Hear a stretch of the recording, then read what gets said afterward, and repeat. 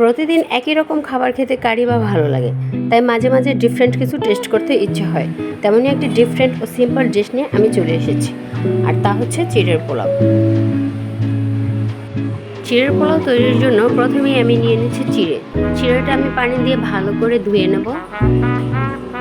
অবশ্যই চিড়েটা পানির মধ্যে ভিজিয়ে রাখা যাবে না, এটা ধুয়ে তারপরে একটি চালনির মধ্যে উঠিয়ে নিতে হবে, ছেঁকে নিতে হবে। এভাবে আমি কয়েকবার করে পানি চেঞ্জ করে চিড়েটা ভালো করে ধুয়ে নিচ্ছি। আমার চিড়েটা ধোয়া হয়ে এসেছে, এখন এটা আমি একটা ছাঁকনির মধ্যে ছেঁকে নেব। এখন আমি চুলায় একটি প্যান বসিয়ে দিয়েছি। প্যানটা গরম হলে এর মধ্যে আমি তেল দিয়ে দিচ্ছি। পরিমাণ মতো তেলটা আমি দিয়ে দিচ্ছি। তেলটা কিছুটা গরম হয়ে আসলে এর মধ্যে আমি একে একে দিয়ে দেব। প্রথমেই একটা ছোট সাইজের রসুন কুচি এবং 1/2 ইঞ্চি লম্বা এক টুকরো আদা কুচি এখানে আমি দিয়ে দিচ্ছি। এটাকে আমি তেলের সাথে ভালো করে একটু ভেজে নেব। কালারটা যখন একটু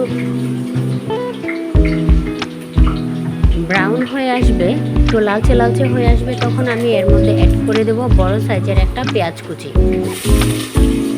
পেঁয়াজ কুচিটা আদা রসুন কুচির সাথে ভালো করে মিশিয়ে নিচ্ছি। এটা নরম হওয়া পর্যন্ত আমরা একটু অপেক্ষা করব। যখন এটা নরম হয়ে আসবে তখন এর মধ্যে আমি দিয়ে দেব কাঁচামরিচ সহ বাকি সব উপকরণ একসাথে কিছুক্ষণ ভেজে নেব। ভাজা প্রায় হয়ে আসলে এর মধ্যে অ্যাড করে দিচ্ছি কিউব করে কেটে রাখা ছোট সাইজের একটা টমেটো। আমি আবারও সব কিছু একসাথে মিশিয়ে নিচ্ছি। টমেটোটা নরম হয়ে আসা পর্যন্ত এটা আমি ভাজতে থাকবো। এটা যখন নরম হয়ে আসবে তখন এর মধ্যে আমি অ্যাড করে দিচ্ছি ফেটানো একটা ডিম। আমি ডিমটা আগে থেকে একটু লবণ দিয়ে ফেটিয়ে রেখেছি।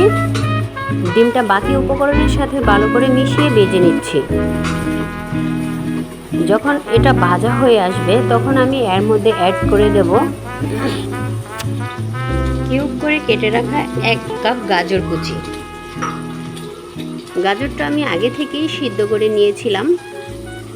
এখন আমি এর মধ্যে দিয়ে দিচ্ছি কিউব করে কেটে রাখা একটা আলুটাও সেমভাবে আমি আগে থেকেই সিদ্ধ করে নিয়েছি।